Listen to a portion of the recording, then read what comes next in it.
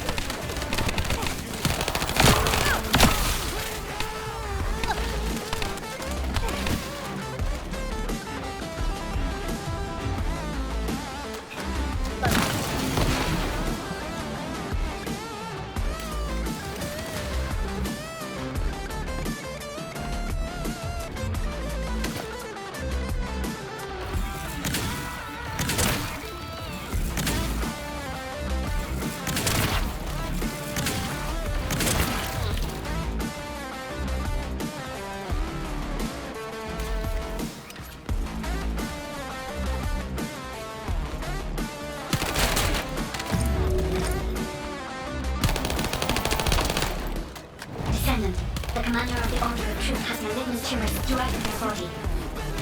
We need the inversion energy emitter installed on the ancestor drone.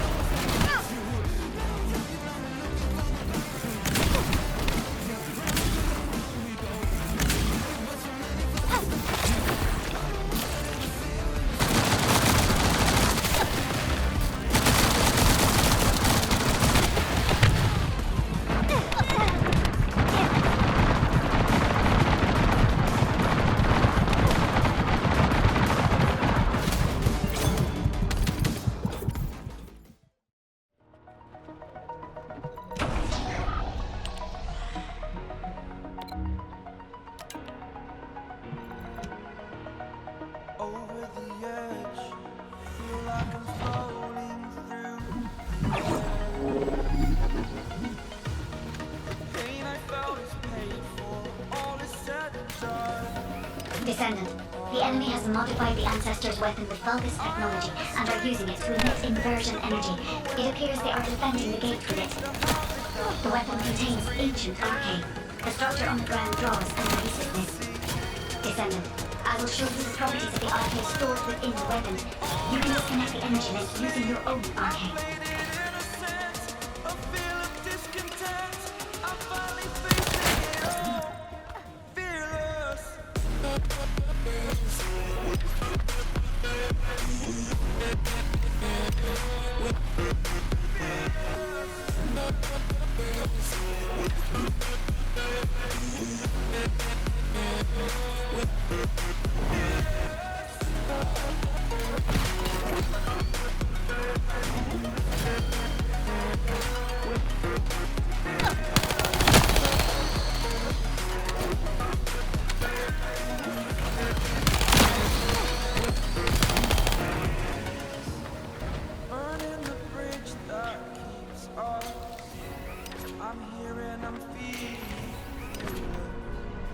exaggerated, that's what you must.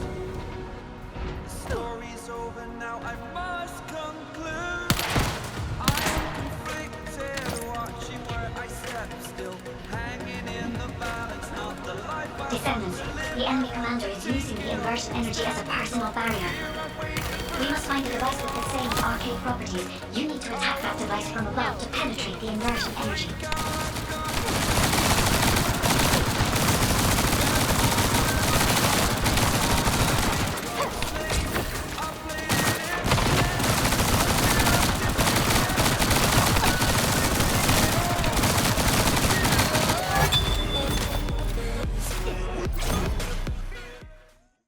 Hello everyone. So today I decided to show you my build for Gley that I used for the invasions, and not just for the invasions but for the game in general. I'm using this build for well, basically everything in the game: bossing, mowing, the missions, everything. And the build works quite nice. I mean, it's able to do the whole content in the game. So let's jump straight into that. For the Gley itself, I'm using the Blood and Iron module, and the build is centered around this module. So what this module does is that it modifies your passive so that you can no longer acquire life spheres when you kill the enemies, but you can automatically fill your bars, like this bar down, the red one, below the skills. You can fill it with power of life when you critically strike enemies. It's not guaranteed that every time you crit you will get power of life. I think it was 30% chance. Yes, so it's 30% chance on critical hit that you will acquire this. So in order to play this, you need a weapon that have either high or decent crit chance. So if a weapon has like 20% crit chance and you build it on crit chance and crit damage, obviously, then that's good enough. For example, Thunder Cage has base critical value, critical chance value of 20%, and I've built mine on critical hit, so I have around 40% critical hit. So what that does is that it gives you basically more room to play, because you are not forced to go and collect these things.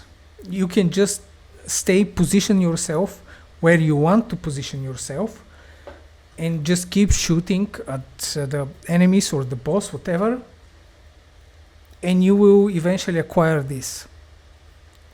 And you only really need them when you're in non-frenzied state, and when you're in frenzied state, you only need them for your fort ability.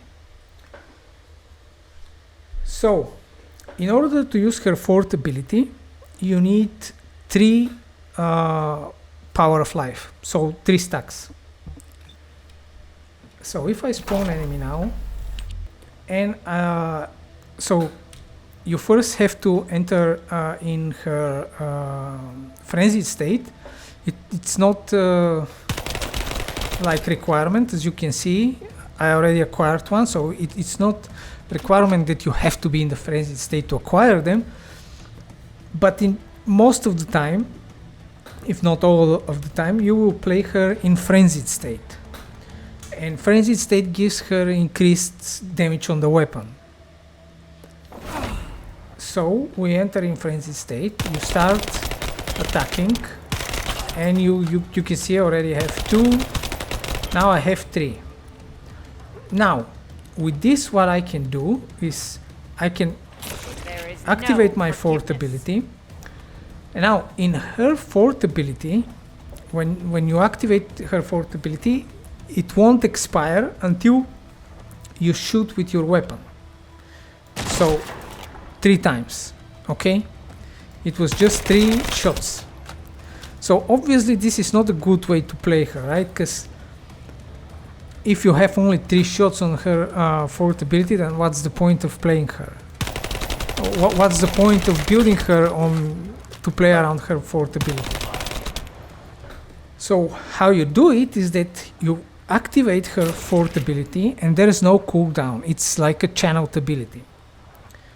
So then her third ability, the effect of her third ability, as you can see, is that when you're in frenzied state, there is no ammo consumption. So you can shoot as much as you want and it won't take a single ammo from your magazine.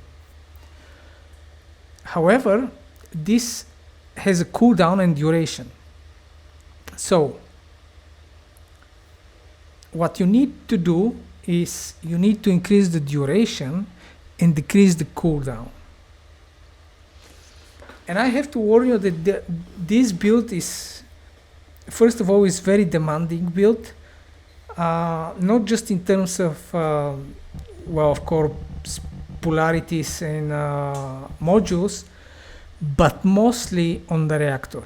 You really need skill duration yellow with this, because I have it with yellow, and you can see that on my third ability, my duration is still not even the same as the cooldown. There is 0.2, like 2 milliseconds of delay. So with all the duration modes, all the cooldown modes, and this yellow row on the skill duration, it's still barely there, right? So it's extremely difficult to do this, right? You really need to farm quite a lot, but if you manage, then what happens is that once you activate her fourth ability, then you activate her third ability, and you just start shooting.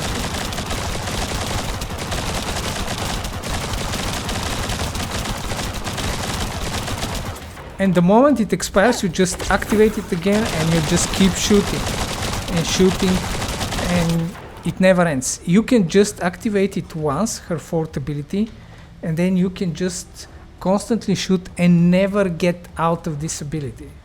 If you play it correctly, of course. If you time her third ability correctly.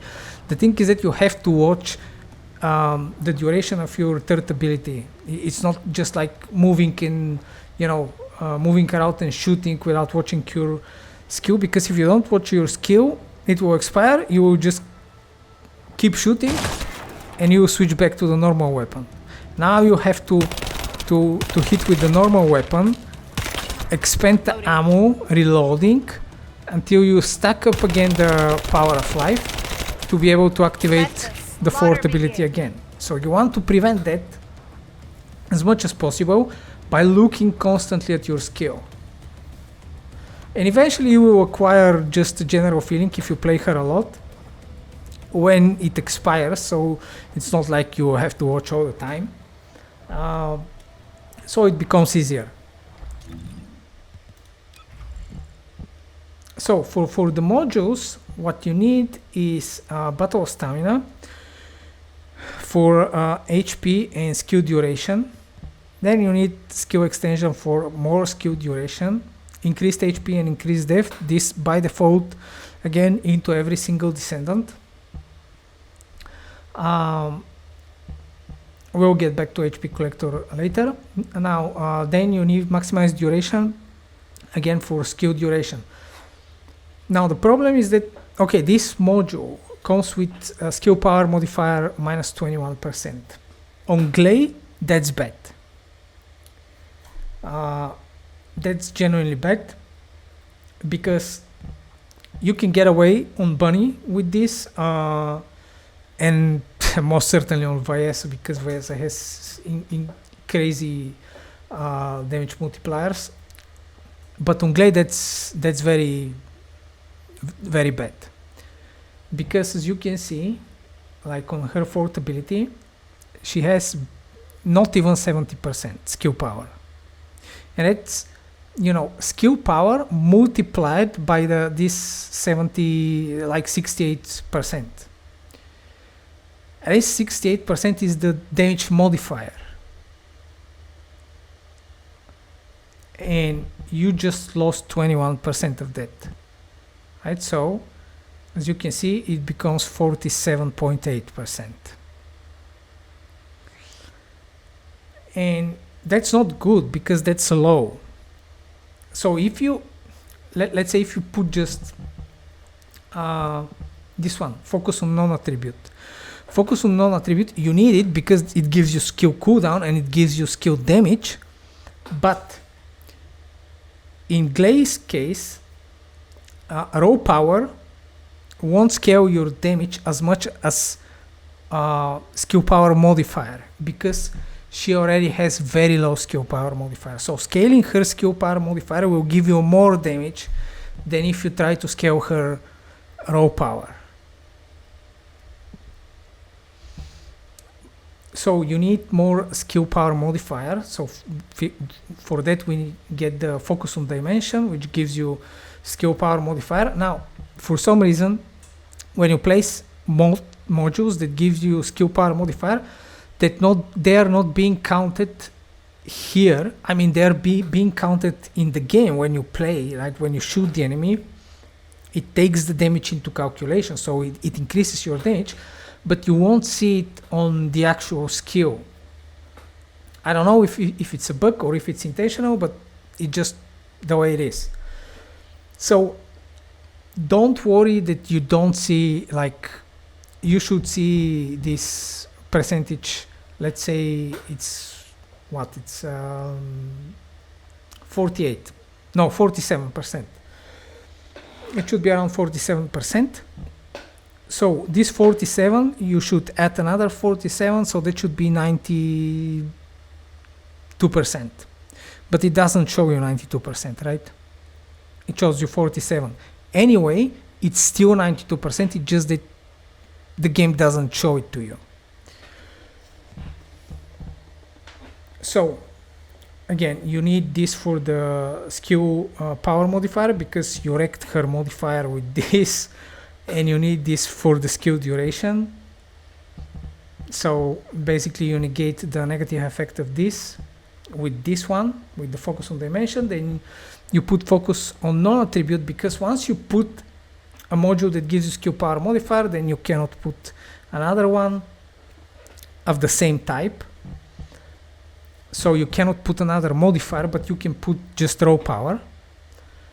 And this one gives you also cooldown. Then you put MP conversion for more skill cooldown, and it comes with a negative that it lowers your maximum MP by 15%. However, you don't care about this here, because as you can see, Gley doesn't have shield or MP. She uses life for her skills. So her skills costs life, and she doesn't have shield. So anything that lowers her shield and MP just doesn't matter, right? Because she doesn't have skill. She doesn't have MP and shield. So that's very nice module on her. Then I'm using long distance maneuvering, but you can use whatever you prefer here. I just like it because it gives you higher range. And finally, HP collector. This is very, very nice on Gley, because every time you defeat an enemy, you instantly recovers 9% of max HP, and the cooldown is just 2 seconds. So in missions, you just constantly kill enemies, because, you know, you will be in this state all the time. So you all the time kill enemies, and you always recover HP. And when you recover HP, you can just recast your ability and continue demolishing everything. So that's the modules for the Gley. And the idea is that you want to maximize skill duration and skill cooldown as much as possible, because you need high duration, because the more duration you have on your fourth ability, the more time you have to play the game. And what do I mean by that? I mean that if you have, let's say, 5 seconds, then you activate your fourth ability, third ability, and you just shoot 5 seconds, and then you have to reactivate it again, and then 5 seconds, reactivate it again, and you have to reactivate it every 5 seconds, which is very annoying. So you have to constantly look at her third ability and be worried, is it 5 seconds, is it already 5 seconds? Whereas if you have, let's say, 10 seconds or 12 seconds, that's much more time where you actually shoot and play the game and not have to worry about, is it going to expire soon, is it going to expire soon, right? So that leads me to the reactor. Ideally, you have the reactor with skill duration up and skill cooldown reduction, right? But I don't have this. This alone was very difficult to grind. I think I spent maybe like 3 hours to grind just for this one, and granted, I grinded for this on the last day that it was available to farm this module, this type. So I had like 3 hours and I got this. Now, if you cannot get the skill duration and the skill cooldown on one, I suggest you get the skill duration, but try to get the skill duration with yellow. Not because you 100% need, the duration to be exactly as your cooldown, although that would be nice because you will be able to immediately reactivate it again. But again, just because it will give you more time to play the game and not worry, should I reactivate it again? Is it going to expire soon? The more duration you have, the more time you will spend playing the game. So it's better to take the skill duration yellow. And that's another point that I want to make here for the reactor. If you cannot get a reactor that has both, but let's say that you have a reactor that has skill duration yellow and skill cooldown reduction yellow, but on 2 different reactors, it's better to take the one with skill duration. Again, because it just gives you more time in which you are playing the game. It doesn't matter if, let's say here, my duration is 8 seconds, but I equip a reactor that gives me skill cooldown instead of skill duration, and I managed to bring my skill cooldown to 8 seconds, right? So my duration would be 8 seconds, and my cooldown would be 8 seconds. But then it's 8 seconds, it's not 10, right? So I have to reactivate it every 8 seconds, which means that I spent less time playing the game and more time having to worry about, is it going to expire? Whereas now it's 10 seconds duration, 10 seconds cooldown. That's better, in my opinion. So that's why if you have 2 different reactors, with one with duration, one with cooldown, take the one with duration. If you don't have the one with duration and cooldown, then skill duration and dimension skill power is the second best. This one. Well, not blue row, but really whatever you get, whatever you manage to get, right? Blue, purple, yellow. Then for the components, I'm using the Annihilation set. This is very, very good on Gley, because first it gives you skill duration, like 5.7%, which is not something crazy, but again, it's any duration.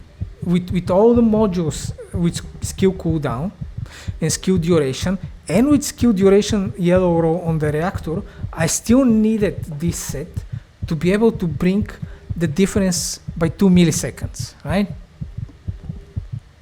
it's very difficult to scale this duration on Gley. That's what I'm saying. This build is quite demanding. But the Annihilation set is very nice because of the unique effect.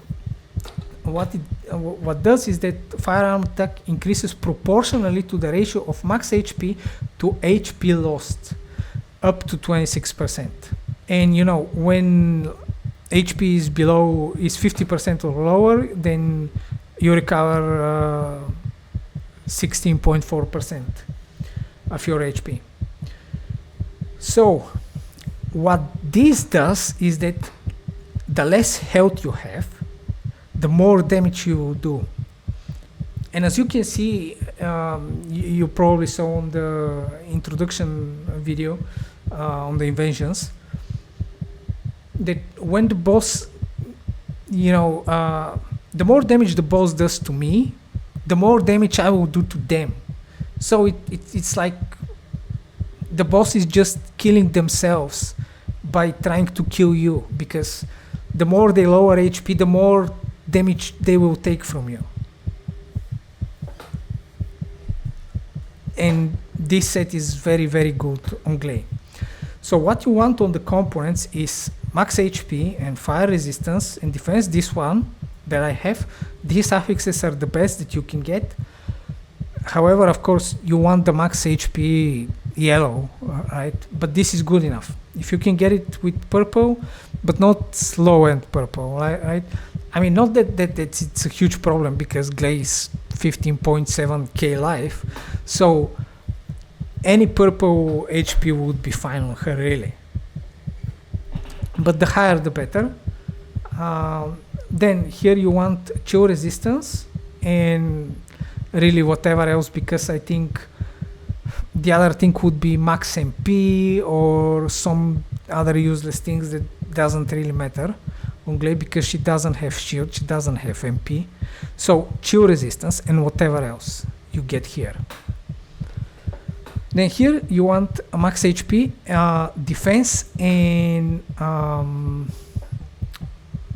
let me see, electric resistance. Unfortunately, I don't have this, but this is, you know, it's good enough.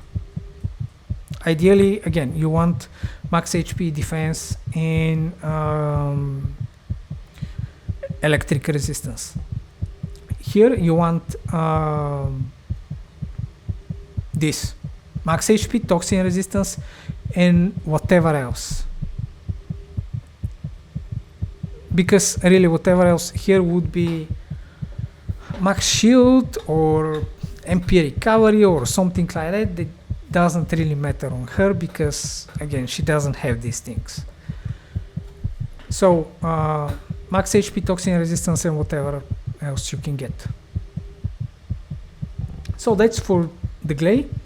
Now for the Thunder Cage, because for her I'm using Thunder Cage, but of course you can use any good weapon that you have, as long as it's crit built, right? Because we are using the Blood and Iron, so the weapon has to have relatively consistent critical hits. So this is what I'm using generally for all the other Descendants, and this is what I'm using specifically when I play Thunder Cage on Gley. And the difference is really in just two modules, or maybe, yeah, just two modules. So here I'm using Edging Shot for firearm critical hit rate, then Concentration Priority for crit hit damage, Chill Enhancement, but really you can put whatever else you want. Here, for example, you can put electricity if you prefer so, and in fact I think it would be better to be electricity.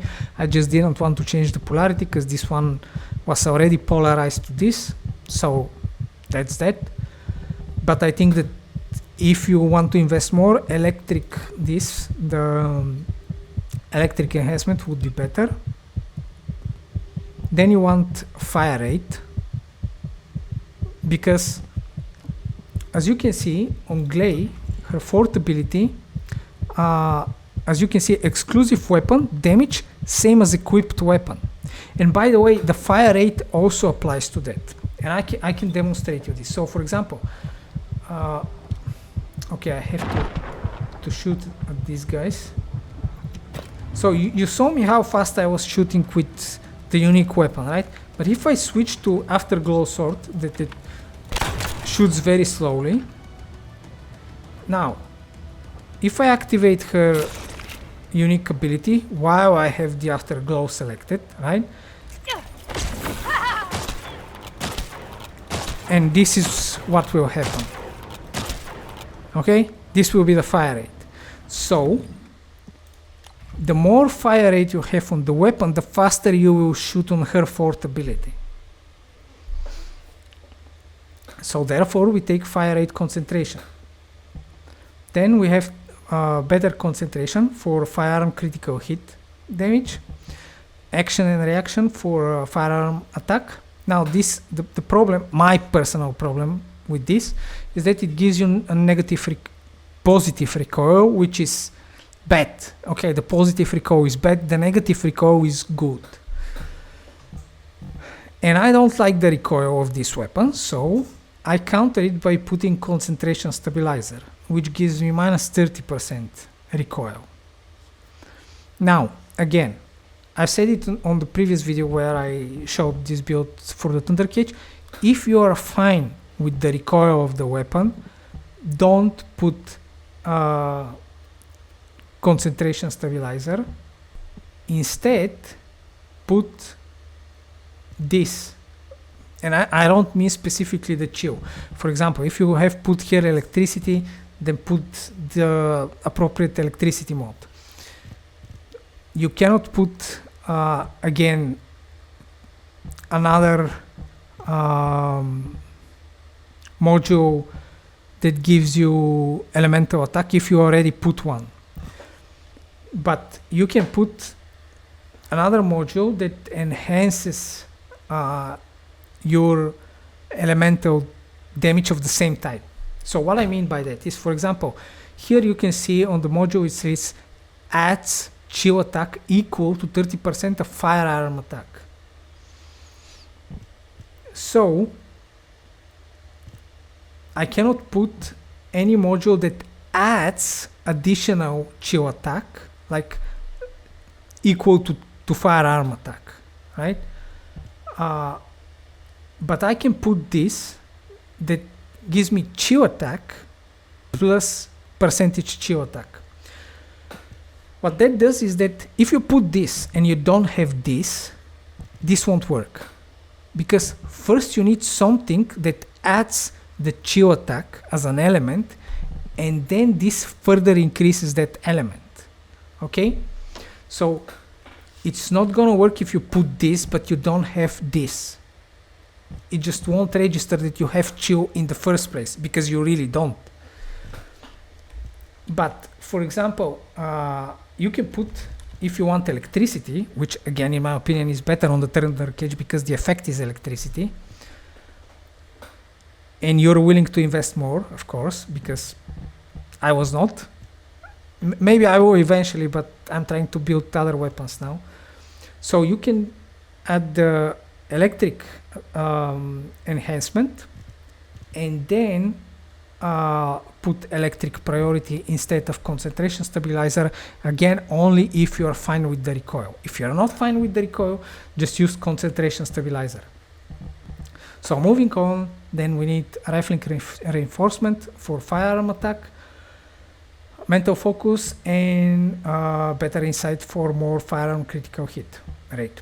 Now this, the mental focus, is very nice, but specifically on Gley.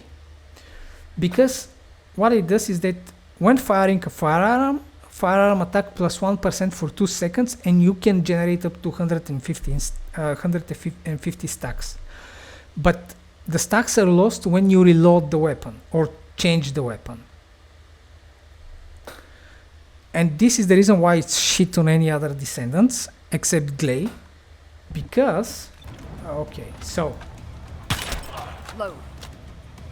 as you can see, the green bars next to my character when I start shooting, they generate the stacks. You can see. Okay, now 20 stacks, and that's it. Just 20 stacks before I had to reload. So let me get the power of light. Now, if I activate her fourth ability and activate her third ability, we won't consume ammo, which means that as long as I keep activating her fourth ability, I can generate stacks. Will not be.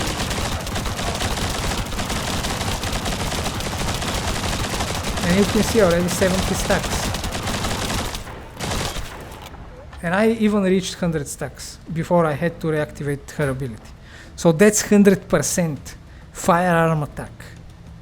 So that's why this module works only on Gley, because, and that's why you need more duration, right? Because the more duration you have, the more stacks you can generate, and the more damage you will do.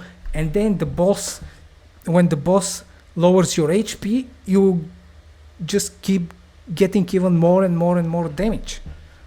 It just, you know, that's what Gley is. Gley is just a platform for the guns in the game. The best platform for the guns. So that's basically the Thunder Cage build for Gley. Now, if you want to build it for general use on all other Descendants, this is what I'm using. Here, of course, I'm using the electric enhancement because instead of the fire rate, I'm using the electric enhancement. And then here, instead of the chill enhancement, which has the same polarity, I'm using Recyclist Genius, which gives me more reload time. Because the faster you reload, the more DPS you'll be doing. And then I still haven't finished this. I have to polarize this, but I ideally don't play mental focus on the normal Descendants. Change this with expand weapon charge. This will give you even more DPS. This will give you more DPS than this mode.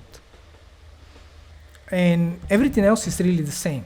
And again, if you prefer not to use concentration stabilizer, you can either keep mental focus, but preferably you will use this electric priority.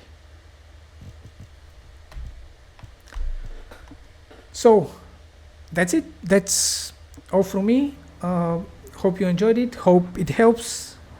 And I'm out.